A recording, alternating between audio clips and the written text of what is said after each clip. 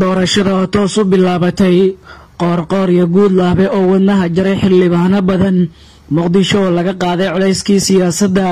qaswadayaal badan oo looga wacay jowhar iyo dhuusamareeb dagaalkii caasimadda oo gobolada loo raray cabsi shirqoola meelahaasi ka dhaca sheergareeya kuna soo dhawaada warbixinteena subax ee galwareed waxaana maanta oo axada ku soo qaadanaynaa xogta kuraastii ugu badneed ee xildhibaanada oo la soo saaray rajada doorashada wadnaha xanuunka lagu riday Mahad Salaad iyo Saadaq Joona u soo jiheysta dhanka siyaasadda maxaa ka jira inuu yahay xildhibaanada ugu horeeya ee dhuusamareeb ka soo baxaya cabsi badan oo laga muujiyay kursiga uu u tartamayo Saadaq Joon cali guudlaabe oo ka cabsaday kuraasta harti abgal isqabqabsi iyo dagaal ka muuqda jowhar iyo dhuusamareeb iyo muqdisho oo maalmo degan galaysa lagana qaaday culayskii siyaasadda balse marka hore inta aynan faahfaahinta gudagelin saaxiibayaal sheergalay muuqaalka oo la wadaaga saaxiibadiin sheer ku dhaha gruubyada oo xogahan dadweyne badan ha gaarto waa hagaag aynu ku bilownay galwareed ayaa xogo u gaar ah ka helay liiska ay xalay soo kala saareen maamulada galmudug ee Hirshabeelle ee doorashada golaha shacabka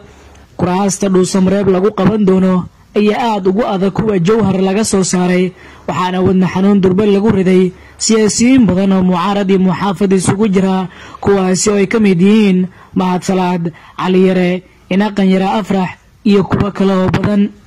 dhinaca jowhar waxaa cali guudlaabe kuraasta uu soo saaray ka maqan laba kursi oo beesha harti abgaal ka dhaxeeya waxaana labadaasi kursi waayahan ka taagnaa cabsi dagaal iyadoo beelaha iskale ay isku urursanayaan hayaay waa cabsi dagaal iyo gobolada dalkeena ahey waa muqdisho maalmo degan u bilowdeen lagana qaaday buuqii siyaasadda iyo afuufkii balaayada siyaasiyiin badan ayuu iminkan waaga ku bariyay cabsi badan ayaa soo wajahday qaarkood ayaa garan laa waxa ay sameeyaan iyo wax ay ku hadlaan in badan waxa ay sameeyeen dhaliilida dawladda waxqabad yari iyo inay danahooda oo kaliya ay ka shaqeeyaan laakiin haatan waxaa bilowday waji cusub doorasho degdeg ku socota iyo xukuumadda iyo hogaamiye goboleedyada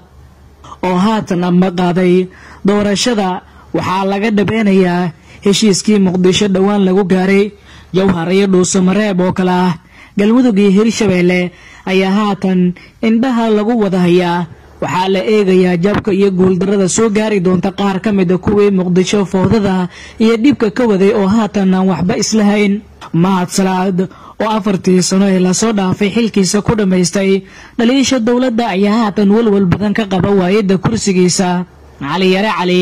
ayaa ka mid ah murashaxiinta ugu saameynta badan kursiga uu Mahad Salaad ku fadhiyay 4 sano ee la soo dhaafay waxaana indhaha lagu hayaa kursigaas iyo wax uu kala kulmi doono Mahad Salaad xaalku sidoo noqon doona marka Mahad Salaad looga guuleysto kursigaas iyadoo la og yahay habdhaqankii uu lahaa 4 sano ee uu ku fadhiyay kursigaas dhanka kale waxaa iminka siyaasadda si toos ah u soo galay General Saadaq Joon waa taliyihii hore ee booliiska gobolka Banaadir oo kal hore xilka laga qaaday balse iminka waa murashax xildhibaan xogaha qaar ayaa sheegaya inuu yahay dadka ugu cadcad ee kursiga uu ku tartamayo la rajaynayo inay ku soo bixi karaan